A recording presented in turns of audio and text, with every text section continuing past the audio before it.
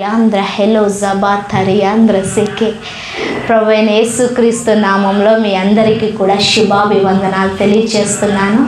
మీ అందరికీ కూడా ప్రేమపూర్వకంగా క్రిస్మస్ శుభాలు అభినందనలు నేను మీకు తెలియజేస్తున్నాను. ఈ క్రిస్మస్ చాలా గొప్పది, ఈ క్రిస్మస్ చాలా విలువైనది, ఈ క్రిస్మస్ చాలా ప్రత్యేకమైనది. అని ఎందుకంటున్నాను తెలుసా? ఈ సంవత్సరం నుంచి దేవుడు గొప్ప కార్యాలు చేయబోతున్నాడు. ఇది మొదలుకొని దేవుడు తన్ను తాను ప్రత్యక్షపరచుకోబోతున్నాడు. ఇన్ని సంవత్సరాలు మనం క్రిస్మస్ని జరుపుకున్నాం, అది ఒక ఎత్తు. ఇప్పటి నుంచి క్రీస్తుని చూపించే క్రిస్మస్ని మనం ప్రతిరోజు జరిపించుకోబోతున్నాం. నిన్న చిన్న అంటే ఒక మాట అన్నారు, నాకు చాలా సంతోషం అనిపించింది. ప్రతి ఆదివారం పండగ అన్నారు. It's a revolution. క్రిస్మస్ అంటే ఏదో డిసెంబర్ 25వ తారీఖు వరకు మనం వెయిట్ చేయాల్సిన అవసరం లేదు. క్రీస్తు మన జీవితంలో పుట్టిన ప్రతిరోజు, అంటే ఏ రోజైతే నువ్వు క్రిస్మస్ని అంగీకరించావో, ఏ రోజైతే నువ్వు క్రీస్తునితో బాప్టిజం తీసుకున్నావో, ఏ రోజైతే నేను క్రీస్తు బిడ్డను, క్రీస్తు నా తండ్రి అని నువ్వు ఒక గుర్తింపులోనికి వచ్చావో, ఆ రోజు నుంచి ప్రతిరోజు కూడా పండగే. ఆ రోజు నుంచి ప్రతిరోజు కూడా పండగే. ఆ పండగ మనలో కనిపించాలా? ఏం కనిపించాలా? మనకి 25వ తారీఖు మాత్రమే పండగ కనపడుతుంది, మన ఒంటి మీద, మన ఇంట్లో, మన ముఖం మీద. అంటే ఏంటి? మిగతా 364 రోజులు కూడా ఈ చచ్చినోళ్ళలాగా మనం ఉంటాం. అది కాదు నిజమైన క్రిస్మస్. నిజమైన క్రిస్మస్ అంటే ఏంటంటే ప్రతి దినము సెలబ్రేషన్ చేసుకోవాలి. ఏం చేయాలా? ప్రతి దినము కూడా సెలబ్రేషన్ చేసుకోవాలి. సర్వలోకమునకు ఆయన ఆనందాన్ని కనుపరచడానికి వచ్చాడు, సర్వలోకమునకు విడుదలనివ్వటానికి వచ్చాడు, సర్వలోకమునను వెలిగించటానికి వచ్చాడు, సర్వలోకముకు సమాధానాన్ని ఇవ్వటానికి వచ్చాడు, సర్వలోకానికి శాంతిని ఇవ్వటానికి వచ్చాడు, సర్వలోకానికి ఖ్యాతిని ఇవ్వటానికి వచ్చాడు. ఈరోజు ఆ సర్వలోకము కూడా ఏం చేయబడాలా? వెలిగింపబడాలన్నా, దీవింపబడాలన్నా, ఆశీర్వదింపబడాలన్నా, విడుదల పొందాలి అంటే యేసయ్య మాటి మాటికి రాడు. ఏం చేయాలా? నువ్వు నేను పొందుకున్నామే యేసయ్యను ప్రచురం చేయాలి. అంటే మనలోనున్న యేసయ్యను కనుపరచాల. ఏం చేయాలా? మనలోనున్న యేసయ్యను మనం కనుపరచాల. మనలోనున్న యేసయ్యను మనం చూపించగలగాల. పుట్టాడు అని కాదు, మన జీవితం ద్వారా వ్యక్తపరచాల. ఈరోజు ఒక వాక్య లేఖనాన్ని మీతో చూపించి మీ జీవితంలో మీరు ఎంత ధన్యతను పొందుకున్నారో నేను తెలియజేయాలని ఆశపడుతున్నాను. లూకా సువార్త 2వ అధ్యాయం 33వ వచనం నుంచి చూసినట్లయితే, లూకా సువార్త 2వ అధ్యాయం 33వ వచనంలో చూసినట్లయితే, యోసేపును ఆయన తల్లియు ఆయనను గూర్చి చెప్పబడిన మాటలను విని ఆశ్చర్యపడిరి. సిమియోను వారిని దీవించి, ఇదిగో అనేక హృదయాలోచనలు బయలుపడినట్లు ఇశ్రాయేలీలో అనేకులు పడుటకును తిరిగి లేచుటకును వివాదాస్పదమైన గుర్తుగా ఈయన నియమింపబడి ఉన్నాడు. మరియు నీ హృదయములో ఒక ఖడ్గము దూసుకొని పోవునని ఆయన తల్లి అయిన మరియతో చెప్పెను. ఇక్కడ సిమియోను అనే వ్యక్తిని గురించి మనం చూస్తున్నాం. ఈ వ్యక్తి చాలా సంవత్సరాల నుంచి ఎదురు చూస్తున్నాడంట. ఏం చేస్తున్నాడు? ఎందుకయ్యా ఎదురు చూస్తున్నావంటే, లోకానికి ఒక రక్షకుడు పుట్టేంత వరకు, ఆ రక్షకుని నువ్వు చూచేంత వరకు చావవు అని ఒక ప్రవచనం ఆయన మీద ఉందంట. అందుకని శక్తంతటితోటి, బలమంతటితోటి యేసయ్యను తిరిగి చూడడం కోసం, అంటే యేసయ్యను చూచేంత వరకు నేను చావను అన్న నిరీక్షణతో ఎదురు చూస్తున్నాడు. ఏం చేస్తున్నాడు? ఎదురు చూస్తున్నాడు. ఆ పైన ఇక్కడ రాయబడి ఉంది, క్లియర్గా ఒక దగ్గర రాయబడి ఉంటుంది, 27వ వచనంలో 25వ వచనం నుంచి నేను చూస్తున్నాను. యెరూషలేమునందు సిమియోను ఒక మనుష్యుడుండెను. అతడు నీతిమంతుడును భక్తిపరుడై ఉండి ఇశ్రాయేలుల యొక్క ఆదరణ కొరకు కనిపెట్టువాడు. ఎవరి ఆదరణ కొరకంట? తన కోసం కాదు, ఇశ్రాయేలీలను విడిపించువాడు, సర్వలోకమును రక్షించువాడు, సర్వలోకమునకు ఒక గొప్ప కార్యము చేయువాడు వస్తాడు, నేను చూస్తాను, నేను ఆయన దర్శించుకుంటాను అనేసి ఏం చేస్తున్నాడు? ఇశ్రాయేలీల ఆదరణ కోసం కనిపెట్టుకొని ఉన్నాడంట. ఎవరి ఆదరణ కోసం? ఇశ్రాయేలుల ఆదరణ కోసం కనిపెట్టాడంట. పరిశుద్ధాత్మ తన మీద నుండెను. ఏముందంట ఆయన మీద?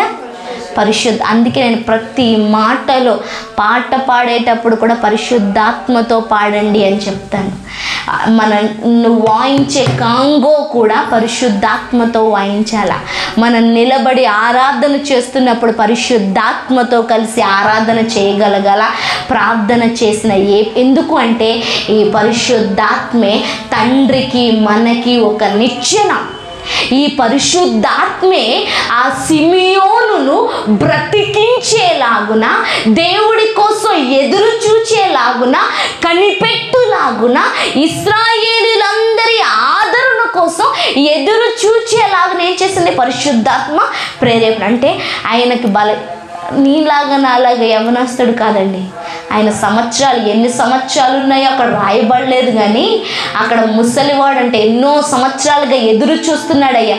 ఏమయ్యా, ఎందుకయ్యా అంటే ఆదరణకర్తను నేను చూడాలా, ఆదరించేవాడిని చూడాలా, రక్షించేవాడిని చూడాలా, గొప్ప కార్యాలు చేసేవాడిని చూడాలా. జస్ట్ ఒక్క చూపు చాలు నా జీవితానికి పరమార్థం వచ్చినట్లే అని ఏం చేస్తున్నాడంట? ఎదురు చూస్తున్నాడంట. ఏం చేస్తున్నాడు అంటే ఆ పరిశుద్ధాత్మ శక్తి ఆయన ఏం చేస్తుంది? బ్రతికేటట్లు చేస్తుంది. ఆ పరిశుద్ధాత్మ శక్తి ముందుకెళ్ళేటట్లు చేస్తుంది. ఆ పరిశుద్ధాత్మ శక్తి ఎదురు చూచేటట్లు చేస్తుంది. ఈరోజు ఈ క్రిస్మస్ నిన్ను ఎదురు చూడడం కాదు, ఆల్రెడీ నువ్వు ఎదురు చూసిన ఎదురు చూపులన్నిటికీ సమాధానం. నేను మళ్ళీ చెప్తున్నాను, సిమియోను ఎదురుచూపు 100 సంవత్సరాలు, లేదంటే ఎన్ని సంవత్సరాలు ఎదురు చూచాడో రక్షణ కోసం, లేకపోతే విడుదల దారుడు కోసం. కానీ నువ్వు నేను ఎదురు చూడాల్సిన అవసరము లేదు. ఇది సమాధానం. ఏంటిది? సమాధానం. పరిశుద్ధాత్మతో నిండి కొన్ని మాటలు మాట్లాడుతున్నాడు. అతడు ప్రభు యొక్క క్రీస్తుని చూడక మునుపు మరణము పొందడని అతనికి పరిశుద్ధాత్మ చేత బయలుపరచబడి ఉండెను. ఏంటంట? రక్షకుణ్ణి చూచేవారికంట మరణము పొందడని అతనికి పరిశుద్ధాత్మ చేత బయలుపరచబడి ఉన్నదంట. అంటే ఏంటి? లోక రక్షకుని చూచేంత వరకు నీకు మరణం రాదు. ఈరోజు ఇంకో మాట మీ అందరికీ చెప్తున్నాను, లోక రక్షకుని లోకానికి చూపించేంత వరకు నువ్వు మరణించవు. మీకు అర్థమైందో లేదో, నేను పుట్టాను, నేను పెరిగాను, నేను 2 కన్నాను, 4 కొన్నాను, 12 దేశాల్లో తిరిగాను, అయిపోయింది నా టైము, అందుకు కాదు. క్రీస్తుని నువ్వు చూపించేంత వరకు, క్రీస్తుని నువ్వు కనుపరిచేంత వరకు, క్రీస్తుని నువ్వు అనేకమైన జీవితాల్లో జన్మింపజేసేంత వరకు, క్రీస్తు ప్రత్యక్షత నీలోంచి కనిపించేంత వరకు నువ్వు మరణం అవ్వవు. ఇది మన జీవితాల్లో ఉన్న ప్రణాళిక. దేవుడు నిన్ను మరణానికి అప్పచెప్పడు. 80 సంవత్సరాలు వచ్చేయండి, ఇంకా రేపో మాపు అయిపోతాం, అందుకు కాదు మనం పుట్టింది. ఈ 80 సంవత్సరాల లోపు క్రీస్తుని చూపించటానికి పుట్టాం. ఇది ఆ తరం. సిమియోను తరం కేవలం చూచే తరం, కానీ మన తరం చూపించే తరం. మళ్ళీ చెప్తున్నాను, సిమియోను తరం కేవలం చూచే తరం. వాళ్ళు చూశారు, చూసిన తర్వాత ఆయన మరి ఎప్పుడు చనిపోయాడు. కానీ మన తరం, నువ్వు నేను, మళ్ళీ చెప్తున్నాను, ఊరికేనే మాట్లాడుతున్న మాటలు కాదు, ఇవి దేవుడు మాట్లాడుతున్న మాటలు. మనము క్రీస్తుని ఇతరులకు చూపించే తరం. మనము మన లోపలున్న క్రీస్తు ద్వారా ఇతరులను బ్రతికించే తరం. మనము మన లోపలున్న క్రీస్తు ద్వారా ఇతరులను వెలిగించే తరం. మనము మనలో పుట్టిన క్రీస్తు ద్వారా ఇతరులను బ్రతికించే తరం. ఇవి ఈ రోజు నుంచి జరగబోతున్నాయి. ఈ రోజు నుంచి మనం చాలామందిని వెలిగించబోతున్నాం. ఈ రోజు నుంచి మనం చాలామందిని బ్రతికించబోతున్నాం. ఈ రోజు నుంచి మనం చాలామంది జీవితాలని బయటికి తీసుకురాబోతున్నాం. ఈ రోజు నుంచి మనం చాలామంది జీవితాల్లో ఉన్న చీకటిని పెరికి వేయబోతున్నాం. ఈ రోజు నుంచి మనం చాలామంది జీవితాల్లో ఎదుగుదల లేకున్నది కదా, వేర్లతో సహా మనం బాగు చేయబోతున్నాం. మనం చూచే తరం కాదు, మనం చూపించే తరం. మనం చూపించే తరం. ఆత్మవశుడై అతడు దేవాలయములోనికి వచ్చెను. అంతటా ధర్మశాస్త్ర పద్ధతి చొప్పున ఆయన విషయమై జరుగుటకు తల్లిదండ్రులు శిశువైన యేసును దేవాలయంలోనికి తీసుకువచ్చినప్పుడు అతడు తన చేతులలో ఆయనను ఎత్తుకొని దేవుణ్ణి స్తుతించి ఇట్లా, నేను ఎవరిని ఎత్తుకున్నాడంట? పసి బాలుడైన యేసు ప్రభుని ఎత్తుకొని ఇట్లా మాట్లాడుతున్నాడంట. నువ్వు నేను ఎత్తుకోవడం కాదు, నువ్వు నేను కలిగి ఉన్న యేసయ్యని. మన శరీరం అంతా యేసయ్య జీవిస్తున్నాడు. మన శరీరము యేసయ్యకు ఆలయం. ఈ రెవల్యూషన్ ఉండాలి. క్రైస్తవత్వం అంటే దేవుడు ఉన్నాడు అని చెప్పటం కాదు. క్రైస్తవత్వం అంటే క్రీస్తు నాలో ఉన్నాడు అని చెప్పటం. క్రిస్మస్ అంటే బెత్లెహేములో దావీదు పట్టణంలో యేసయ్య పుట్టాడు అని చెప్పటం కాదు. క్రిస్మస్ అంటే యేసయ్య నాలో పుట్టాడు, నా అణువణువునైన వ్యాపించి ఉన్నాడు, నాలోంచి చూస్తున్నాడు, నాలోంచి తాకుతున్నాడు. ఈ క్రిస్మస్ నుంచి సిమియోను యేసయ్యని ఎత్తుకున్నట్లు కాదు, నువ్వు యేసయ్యతో పాటు పట్టుకోబోతున్నావు. అంటే ఏంటి? ఇలా నువ్వు తాకుతుంటే ఈ బెలూని నేను తాకుతున్నాను కదా, నేను కాదు, నా చేతులలోంచి యేసయ్య తాకబోతున్నాడు. ఇది నిజమైన క్రిస్మస్. ఈ క్రిస్మస్ అనుభవం మన జీవితంలో ఉండాలని యేసయ్య ఆశపడుతున్నాడు. ఇది క్రీస్తు రావటానికి కారణం. లేదు అంటే ఎక్కడో ఉన్నాడని చెప్పడానికి ఆయన ఆకాశం నుంచి కనిపిస్తూ అయిపోయేది కదా. ఇక్కడికి రావటం, మనలాగా జీవించటం, శ్రమ పొందటం, కార్యాలు చేయటం, అందరినీ పట్టుకోవడం, తాకటం, స్వస్థపరచటం, మళ్ళీ అందరి చేత దూషింపబడడం, చనిపోవటం, తిరిగి లేవటం, ఇదంతా ఎందుకు ఇంత టైం వేస్ట్ కదా. ఆయన ఎందుకు వచ్చాడు, ఎందుకు చనిపోయాడు, ఎందుకు లేచాడు అన్న దానికి కారణం ఏంటి తెలుసా? చనిపోయే నీ శరీరంలో నేను కూడా జీవించగలను. చనిపోయి మృతమైన ఈ శరీరంతో పాటు నేను కార్యాలు చేయగలను. ఇక నీలోంచి చూడ్డానికి, నీలోంచి తాకడానికి, నీలోంచి నిజమైన క్రిస్మస్ జరపటానికి నేను ఆశపడుతున్నాను. అంటే ఏంటి? సిమియోను కేవలం చేతులతో ఎత్తుకున్నాడు. నువ్వు యేసయ్యను మోస్తున్నావు, నువ్వు యేసయ్యతో నడుస్తున్నావు, నువ్వు యేసయ్యను కనుపరచబోతున్నావు, నువ్వు తాకితే యేసయ్య తాకబోతున్నాడు. ఒకసారి చూడండి.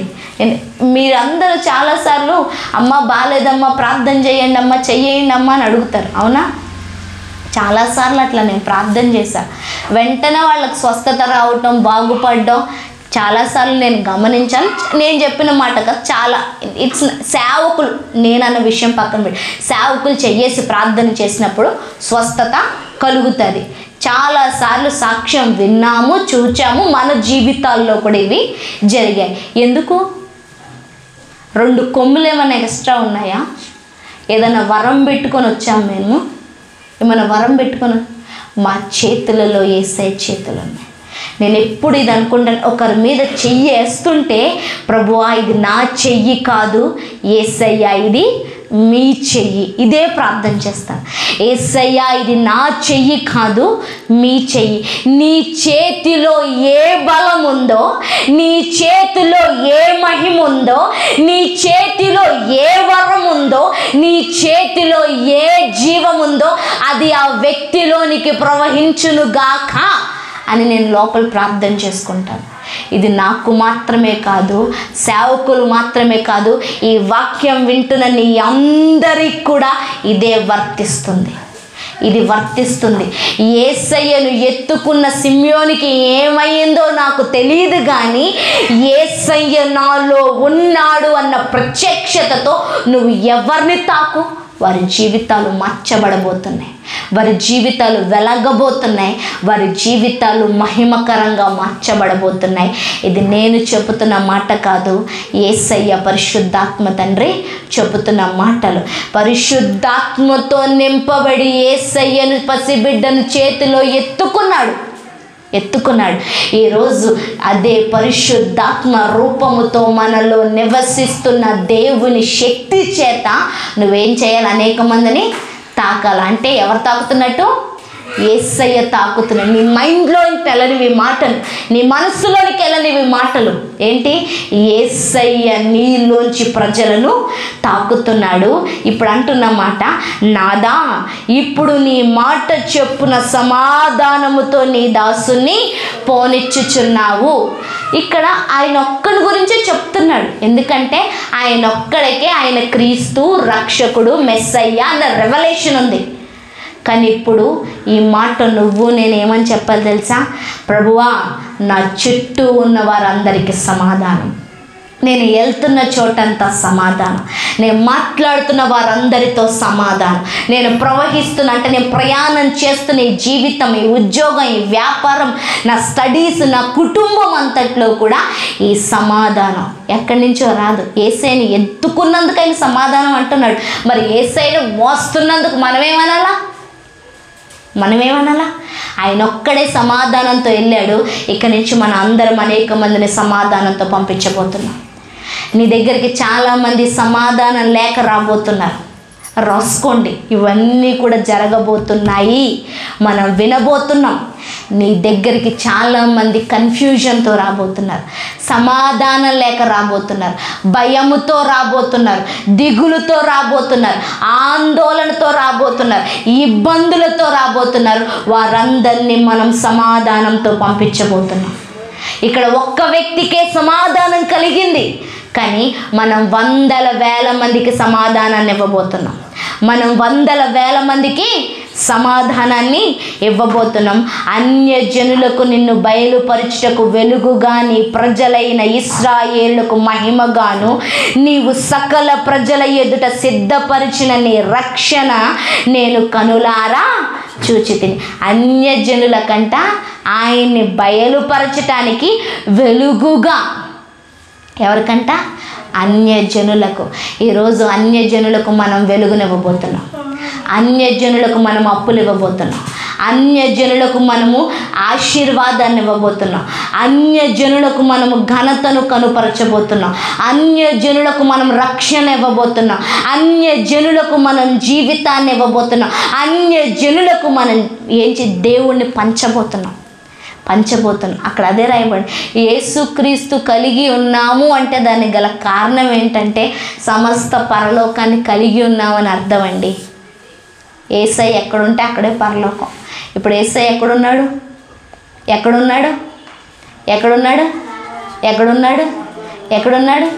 మనలో ఉన్నాడు. యేసయ్య ఎక్కడున్నాడు? మనలో ఉన్నాడు. మన్నాను కురిపించినావు, బండ నుండి నీళ్ళిచ్చినావు, మన్నాను కురిపించినావు, బండ నుండి నీళ్ళిచ్చినావు. యెహోవా ఈరే చూచుకొనును, యెహోవా ఈరే చూచుకొనును, సర్వము సమకూర్చును. ఆరాధనా నీకే యేసయ్యా, ఆరాధనా నీకే. నిలబడి పడదామా? ఆరాధనా నీకే యేసయ్యా, ఆరాధనా నీకే. ఆరాధనా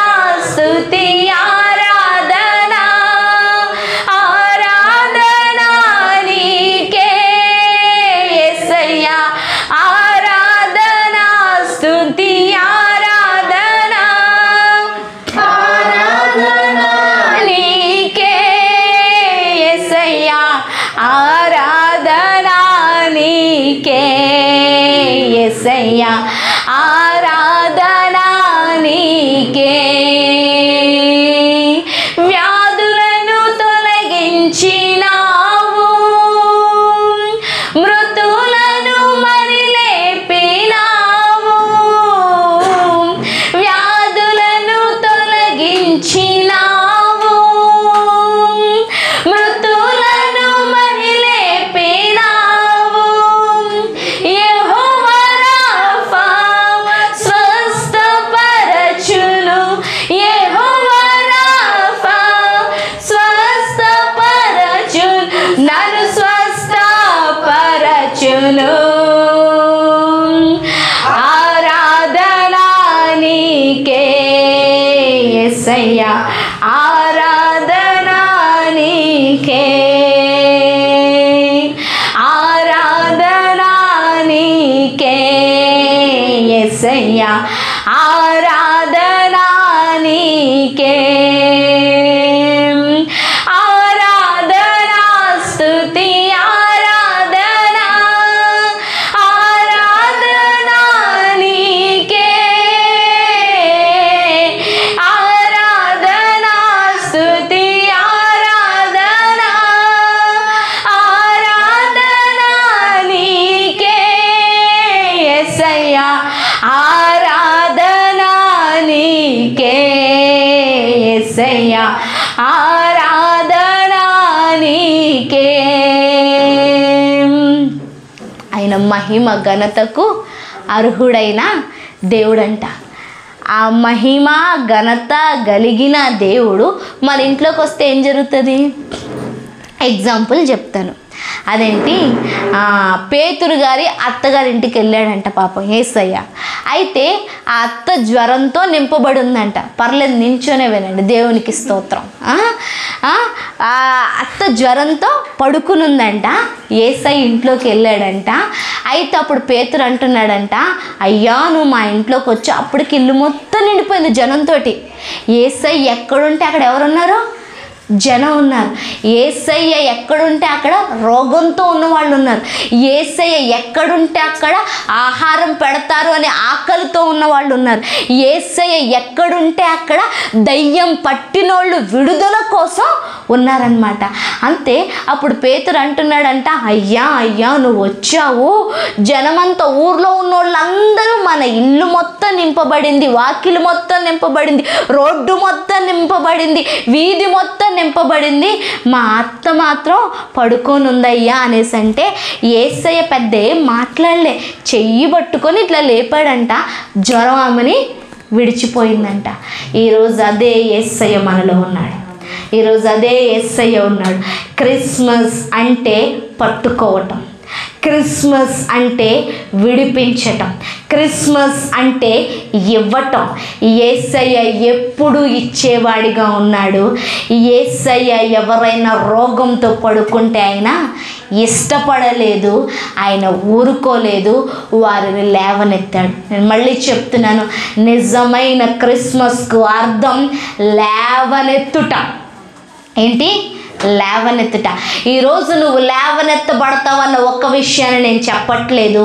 నీ ద్వారా అనేక మంది లేవనెత్తబడతారు, నీ ద్వారా అనేక మంది లేవనెత్తబడతారు, నీ ద్వారా అనేక మంది లేవనెత్తుతారు, లేవనెత్తబడతారు, లేవనెత్తబడేవారిగా చేయబడతారు. అంటే ఏంటి?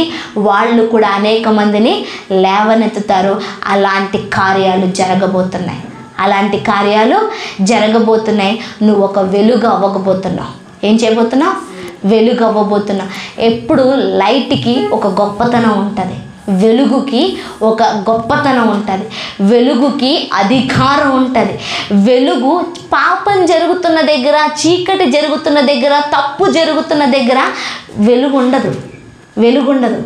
ఈరోజు ఎక్కడైతే పాపం జరుగుతుందో, ఎక్కడైతే చీకటి ఉందో, ఎక్కడైతే నాశనము ఎదుగుదల లేదో అక్కడ నువ్వు వెలుగుగా ఉదయించబోతున్నావు, అక్కడ నువ్వు వెలుగుగా ప్రవహించబోతున్నావు. అన్యజనులకు వెలుగుగా దేవుడు నిన్ను నియమించి నడిపించబోతున్నాడు. నీ ప్రజలైన ఇశ్రాయేలులకు మహిమగాను. మహిమ అంటే గొప్పతనం, మహిమ అంటే విలువ, మహిమ అంటే వెయిట్, మహిమ అంటే దేవుడే ప్రత్యక్షంగా రావటం. ఈ రోజు నుంచి ప్రజలు నిన్ను గూర్చి చెప్పబోతున్నారు, దేవుడు నీలోంచి వచ్చాడండి, దేవుడు నీలోంచి మాట్లాడాడండి, దేవుడే ఇక్కడ నిలబడ్డాడండి, దేవుడే ఇక్కడ కార్యం చేశాడండి, నువ్వు రాకపోతే దేవుళ్లాగా వచ్చావండి అన్న సాక్ష్యం మనం వినబోతున్నాం. దేవుడు అలాంటి మహిమతో మనల్ని నడిపించబోతున్నాడు. నీవు సకల ప్రజల ఎదుట స్థిరపరిచిన నీ రక్షణను నేను కనులారా చూచితిని. పాపం ఒక్కడే చూచాడు, ఎవరికి లేదు ఆ రెవల్యూషన్. అందరు ఎదురు చూస్తున్నారు తప్ప యేసయ్యను మెస్సయ్యగా ఎవరు కూడా గుర్తించలేదు, ఒక్కడే చూచాడు. కానీ ఇక్కడి నుంచి మనం అందరం చూడబోతున్నాం, మన అందరం చూపించబోతున్నాం. నీ ఆఫీస్లో యేసయ్య కనిపించబోతున్నాడు, నీ వర్కింగ్ ప్లేస్లో యేసయ్య కనిపించబోతున్నాడు, నీ ప్రతి మాటలో యేసయ్య కనిపించబోతున్నాడు, ప్రతి పరిస్థితిలో యేసయ్య కనిపించబోతున్నాడు. వీధి వీధంతా యేసయ్యను చూడబోతున్నారు. వీధి వీధి అంతా కూడా యేసయ్య ఎక్కడుంటే అక్కడ ఆకలి లేదంట. ఏం లేదు, ఆయన తృప్తిపరచడం అంటే ఇష్టం. క్రిస్మస్ అంటే తృప్తిపరచుట. క్రిస్మస్ అంటే ఏంటి? తృప్తిపరచుట. ఈ రోజు నుంచి నీ మాటలు అనేక మందిని తృప్తిపరచబోతున్నాయి, నీ జీవితమే అనేక మందిని తృప్తిపరచబోతుంది. ఈరోజు శారీరకమైన ఆహారముతో నువ్వు అనేక మందిని తృప్తిపరచబోతున్నావు. నీ మాటలు అనే జీవము చేత అనేక మందిని తృప్తిపరచబోతున్నావు. నువ్వు నిలబడితే చాలు, చాలామంది సంతృప్తి పొందబోతున్నారు, చాలామంది సంతృప్తిని పొందబోతున్నారు. దేవుడిని నేను ఇచ్చే వ్యక్తిగా చేయబోతున్నాడు, దేవుడు నిన్ను పంచిపెట్టే వ్యక్తిగా చేయబోతున్నాడు, దేవుడు నిన్ను తరాలకి గుర్తుండే వ్యక్తిగా చేయబోతున్నాడు. దేవుడు నువ్వు విత్తనం వేసే విత్తనాన్ని దేవుడు ఆశీర్వదించబోతున్నాడు. నువ్వు వేసే విత్తనం కనిపించబోతుంది, నువ్వు వేసే విత్తనం, నువ్వు వేసే మాట ఇంకా అనేక మందికి సాక్ష్యంగా నిలబడబోతుంది. క్రిస్మస్ అంటే సాక్ష్యం, క్రిస్మస్ అంటే సాక్ష్యం. ప్రజలందరూ ఆశ్చర్యపడే సాక్ష్యాన్ని దేవుడు ఇవ్వబోతున్నాడు మనకి. నీ చుట్టుపక్కల ఉన్న వాళ్ళందరూ ఆశ్చర్యపడే సాక్ష్యం ఇవ్వబోతున్నాడు దేవుడు. నువ్వు నిలబడే వర్కింగ్ చేసే ప్లేస్లో నీ సాక్ష్యాన్ని బట్టి అందరూ ఆశ్చర్యపడబోతున్నారు. సేవలో అందరూ ఆశ్చర్యపడే సాక్ష్యాన్ని ఇవ్వబోతున్నాడు. నువ్వు మాట్లాడుతుంటే ప్రతి మాటను ఒక సాక్ష్యంగా దేవుడు మార్చబోతున్నాడు. నీ జీవితాన్ని ఒక సాక్ష్యంగా దేవుడు చేయబోతున్నాడు. ఎందుకంటే నువ్వు సిమియోనులాగా యేసయ్యను పట్టుకోలేదు, నువ్వు ధరించుకున్నావు, నువ్వు కలిగి ఉన్నావు. మన అణువణువున ఎవరున్నారు? యేసయ్య ఉన్నాడు. ఈ యేసయ్యని ఇక్కడి నుంచి మనం, నువ్వు అనుకోకపోయినా యేసయ్య కనిపించబోతున్నాడు. నీకు తెలిసినా తెలియకపోయినా అన్నోయింగ్లీ నువ్వు యేసయ్యని చూపించబోతున్నావు. నీ మాటల్లోంచి, నీ చూపుల్లోంచి యేసయ్య కనిపించబోతున్నాడు. నీ రక్షణ నేను కనులారా చూచెదను. దేవుడు నీ ద్వారా రక్షణ ఇవ్వబోతున్నాడు. దేవుడు నీ ద్వారా రక్షణని ఇప్పించబోతున్నాడు. నీ ద్వారా రక్షణని దేవుడు ఇప్పించబోతున్నాడు. అక్కడ రాయబడింది ఏంటంటే, యోసేపునైన తల్లి ఆయనని గుచ్చి చెప్పబడిన మాటలు విని ఆశ్చర్యపడిరి. ఇక్కడి నుంచి నువ్వు మాట్లాడే ప్రతి మాట ఇతరులకు ఆశ్చర్యాన్ని కనిపించబోతుంది. నీ ప్రవర్తన ఇతరులకి ఆశ్చర్యాన్ని కలిగించబోతుంది. ఇవన్నీ ప్రవచనపూర్వకమైన క్రిస్మస్ ద్వారా దేవుడు నీకు ఇస్తున్న ఆశీర్వాదాలు.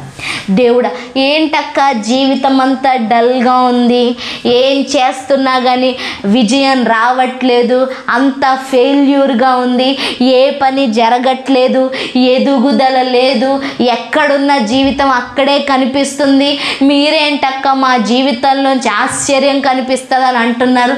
ఎస్, ఇన్ని సంవత్సరాల ఎత్తు ఒక ఎత్తు, ఇప్పుడు జీవితం ఒక ఎత్తు. ఇన్ని సంవత్సరాల పోరాటం నువ్వు పోరాడో, ఇక నుంచి పోరాటాన్ని దేవుడు నీ పక్షాన పోరాడబోతున్నాడు. ఎన్ని సంవత్సరాలు నువ్వు మాట్లాడో, ఇక నుంచి నీ యేసయ్య నీలోంచి మాట్లాడబోతున్నాడు. ఇన్ని సంవత్సరాలు నువ్వు దాచావు, ఇక నుంచి నీ కోసం దాచిన దీవెనలన్నీ యేసయ్య ఇవ్వబోతున్నాడు. ఇన్ని సంవత్సరాలు నువ్వు ఒక అడుగు వేసి చూసావు, ఇక నుంచి యేసయ్య నీలోంచి అడుగు వేయబోతున్నాడు. ఇన్ని సంవత్సరాలు నువ్వు ఒక మాట, నువ్వు ఒక క్రియ చేసావు, దానివల్ల నువ్వు ప్రారంభించి చాలా విషయాలను మధ్యలోనే ఆపేసావు, కానీ ఇక నుంచి నీలోంచి యేసయ్య ప్రారంభిస్తున్నాడు. నీలోంచి పూర్తి చేసేవాడు కూడా ఆయనే. నీ జీవితం ఒక ఆశ్చర్యంగా దేవుడు మార్చబోతున్నాడు. నీ కుటుంబాన్ని ఒక ఆశ్చర్యంగా దేవుడు మార్చబోతున్నాడు. నీ పిల్లల్ని ఒక ఆశ్చర్యంగా దేవుడు మార్చబోతున్నాడు. నువ్వు ఉండే ప్రదేశాన్ని ఒక ఆశ్చర్యంగా దేవుడు మార్చబోతున్నాడు. నువ్వు నిలిచిన ప్రదేశాన్ని దేవుడు ఆశ్చర్యంగా మార్చబోతున్నాడు. ఇస్సాకు అందరి భూమిలో సత్తువు లేదంట, అందరి భూమిలో జీవం లేదంట, వేసిన విత్తనం కూడా నాశనం అయిపోయింది. కానీ ఇస్సాకును బట్టి భూమి నెరలు విడిచి భూమి ఏం చేసింది? ధాన్యాన్ని ఇచ్చింది. ఈరోజు ఇంతకుముందు చాలామంది అక్కడ నిలబడ్డారు కానీ ఎదుగుదల లేదు. ఇంతకుముందు చాలామంది మాట్లాడారు కానీ ఆ మాటలకి ప్రయోజనం లేదు. ఇంతకుముందు చాలామంది అక్కడ నిలబడి పెద్దరికం చేస్తారు కానీ దానివల్ల ప్రయోజనం లేదు. కానీ ఇప్పుడు క్రీస్తుని బట్టి నువ్వు నిలబడుతున్నావు కదా, క్రీస్తు నీలో పుట్టాడు అని, క్రీస్తు నీలోంచి మాట్లాడుతున్నాడని నువ్వు మాట్లాడుతున్నావు కదా, దాన్ని బట్టి జీవము లేని ఆ ప్రదేశంలోనే ఇక జీవం రాబోతుంది. సేమ్ ఇస్సాకు జీవితంలో ఏం జరిగింది అదే నీ జీవితంలో జరగబోతుంది. ఇస్సాకు జీవం లేని చోట విత్తనం వేస్తే విత్తనమే మాత్రమే కాదు, నూరంతల అభివృద్ధి వచ్చింది.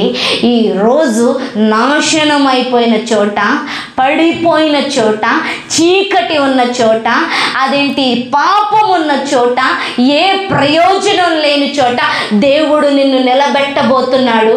అక్కడ నీలోంచి ఆయన వెలగబోతున్నాడు, అక్కడ నీలోంచి ఆయన మాట్లాడబోతున్నాడు. ఇక నీ జీవితాన్ని అక్కడ ఆశ్చర్యకరంగా ఫలభరితంగా చేయబోతున్నాడు. ఈ క్రిస్మస్ని దేవుడు జరిగించబోతున్నాడు. సాక్ష్యం కనిపించే క్రిస్మస్, సాక్ష్యం కనిపించే క్రిస్మస్. ఈ రోజు నుంచి నువ్వు కాదు సాక్ష్యం చెప్పడం, ప్రజలు సాక్ష్యం చెప్పబోతున్నారు. ఎవరు చెప్పబోతున్నారు? నిన్ను చూచిన వారు సాక్ష్యం చెప్పబోతున్నారు, నిన్ను ముట్టుకున్న వారు సాక్ష్యం చెప్పబోతున్నారు, నీ మాటను విన్నవారు సాక్ష్యం చెప్పబోతున్నారు, నిన్ను చూచిన వారు సాక్ష్యం చెప్పబోతున్నారు. సిమియోను వారిని దీవించి, ఇదిగో అనేక హృదయ ఆలోచనలు బయలుపడునట్లు ఇశ్రాయేలు అనేకులు పడుటకును తిరిగి లేచుటకు వివాస్పదమైన గురుతుగా ఈయన నియమింపబడ్డాడు. అంటే ఏంటి? అనేకులు పడిపోవటానికి, తిరిగి లేపబడ్డానికి ఆయన ఒక గురుతంట. నిజంగా ఆ క్రిస్మస్ చాలామందికి తీర్పుని తెచ్చింది తెలుసా? సంతోషం మాత్రమే కాదు, ఎవరైతే అంగీకరించలేదో, ఎవరైతే ఒప్పుకోలేదో, ఎవరైతే వ్యతిరేకించారో, ఎవరైతే ఆయన మెస్సయ్యగా అంగీకరించలేరో వారందరి మీదకి తీర్పు వచ్చింది, వారందరి మీదకి తీర్పు వచ్చింది. అంతేకాకుండా అప్పటి వరకు ఏలిన దురాత్మలన్నిటికీ తీర్పు వచ్చింది. అప్పుడు వరకు నాశనం చేయటానికి అనేకమైన జీవితాలను ఏడిపించిన దురాత్మ సమూహం ఉందే, వాటన్నిటికీ తీర్పు వచ్చింది. అంతే కదా, పుట్టుకతోటి మాట్లాడలేని, చూడలేని వాడికి ఏమొచ్చింది? విడుదల వచ్చింది. అంటే ఆ లోపల ఉన్న దయానికి ఏమొచ్చింది? తీర్పు వచ్చింది. సేనా దయ్యం లాస్ట్ వీక్ మనం మాట్లాడుకున్నాం. కొన్ని వేల దయ్యాలు పట్టుకున్న దయ్యాలకి ఏమొచ్చింది? తీర్పు వచ్చింది. ఈ రోజు నుంచి దేవుడు తీర్పుని, ఆ జడ్జిమెంటల్ అథారిటీని మనలోంచి నడిపించాలని ఆశపడుతున్నాడు.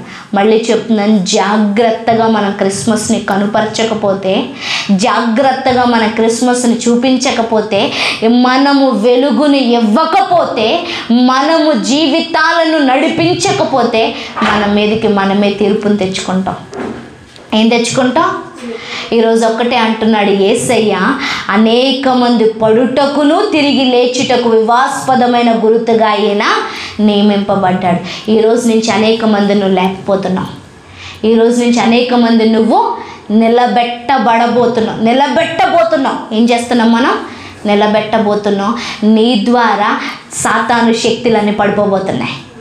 నీలోంచి చీకటంతా పడిపోతుంది, నీలోంచి అవమానాలన్నీ పడిపోబోతున్నాయి, నీలోంచి ఏదైతే భయం ఉందో అదంతా పడిపోబోతుంది, నీలోంచి దుష్టునికి సంబంధించిన శక్తి ఉందో అది పడిపోతుంది. సంఘానికి ఇచ్చిన గుర్తు ఇది, సంఘానికి ఇచ్చిన గుర్తు. ఇది ఓన్లీ ఏదో మీకు మాత్రమే చెప్తుంది కాదు. ఈ 2024 నుంచి క్రైస్తవ సంఘాన్ని, సార్వత్రిక సంఘాన్ని ఒక ప్రత్యేకమైన కోణంలో దేవుడు తీసుకెళ్ళబోతున్నాడు. సంఘాన్ని గురించి చాలా సాక్ష్యాలు వినబోతున్నాం. చాలా వేల సంఖ్యలు మళ్ళీ భారతదేశంలో లేపబడబోతున్నాయి. ఎన్ని సంఘాలు కూర్చోబడ్డాయో తెలియదు, కానీ దానికి రెట్టింపు వేల సంఖ్యల్లో చర్చెస్ ఎస్టాబ్లిష్ అవ్వబోతున్నాయి. చర్చెస్ని స్థాపించబోతున్నారు. సేవకులు లేపబడబోతున్నారు. కొత్త తరం నిలబడబోతుంది. కొత్త తరం క్రీస్తుని చూపించే తరం నిలబడబోతుంది. క్రీస్తుని ఎత్తుకున్న తరం కాదు, క్రీస్తుని మోస్తున్న తరం లేపబడబోతుంది. క్రీస్తు ద్వారా పడిపోయిన వారిని లేపే తరం లేపబడుతుంది. మనము సంఘము అనేక మంది, మీకు తెలుసా, రాబోతున్న దినాల్లో సంఘం గవర్నమెంట్ని పరిపాలించబోతుంది. Government will led by the church. అలాంటి విధంగా దేవుడు సంఘాన్ని హెచ్చించబోతున్నాడు. సంఘం, క్రైస్తవ సంఘాన్ని అధికారులు, రాజకీయ నాయకులు గౌరవించబోతున్నారు. వాళ్ళ మాటను బట్టి దేశాన్ని, రాష్ట్రాన్ని దేవుడు నడిపించబోతున్నాడు. సంఘానికున్న అధికారం, సంఘానికున్న ఫైనాన్షియల్ స్టేటస్, ఇప్పుడు వరకు సంఘానికి ఇవ్వండి అన్న మాత్రమే చూసాం. ఇక నుంచి సంఘం, చర్చెస్ ప్రజల్ని పోషించబోతుంది, రాష్ట్రాన్ని పోషించబోతుంది, ప్రభుత్వాన్ని పోషించబోతుంది, దేశాన్ని పోషించబోతుంది. అలాంటి రోజులు రాబోతున్నాయి. సంఘంలో ఉన్న అధికారులు, నాయకులు, సేవకులు ప్రభుత్వానికి అడ్వైజ్ ఇవ్వబోతున్నారు. ప్రభుత్వానికి సూచనలు ఇవ్వబోతున్నారు.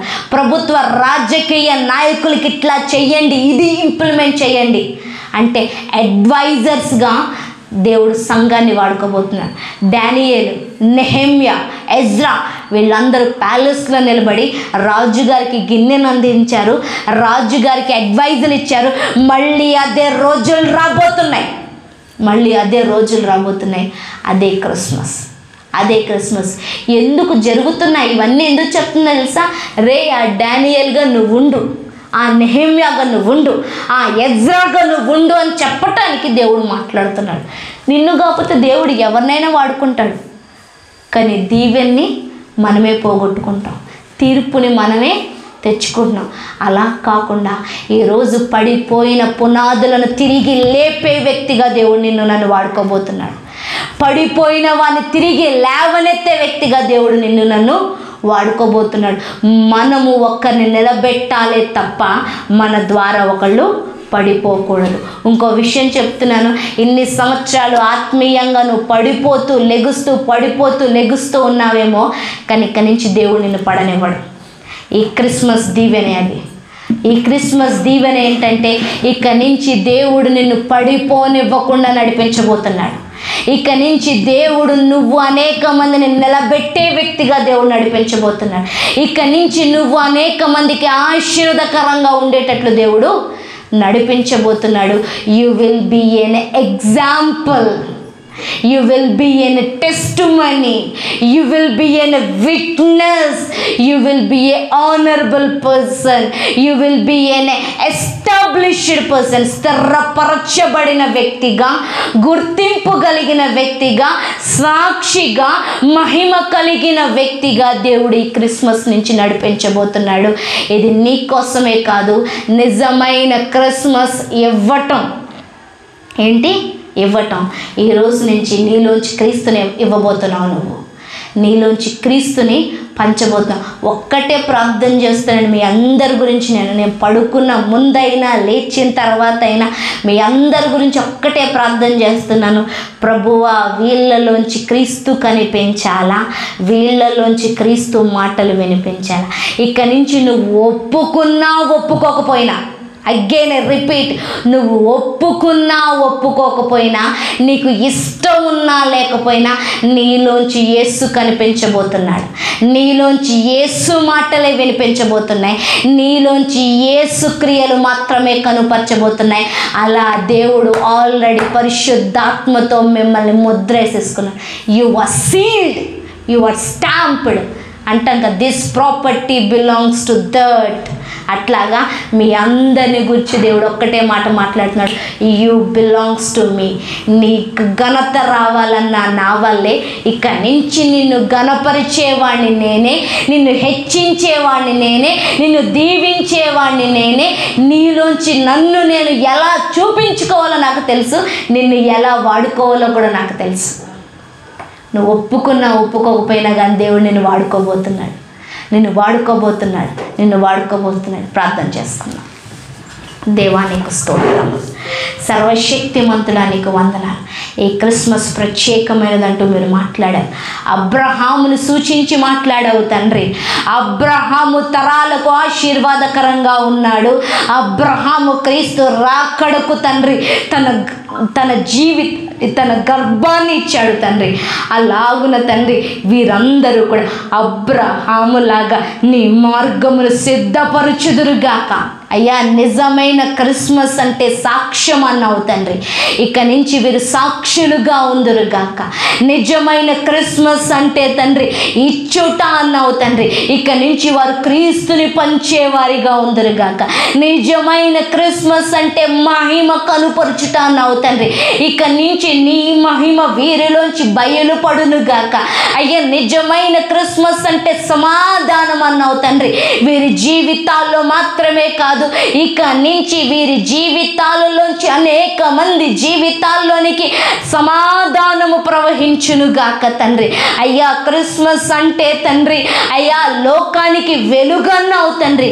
ఇక నుంచి తండ్రి అయ్యా వీరు వెలుగుగా ఉందురుగాక, వీరు వెలుగునిచ్చేవారిగా ఉందురుగాక, వీరు వెలుగును పంచుదురుగాక తండ్రి.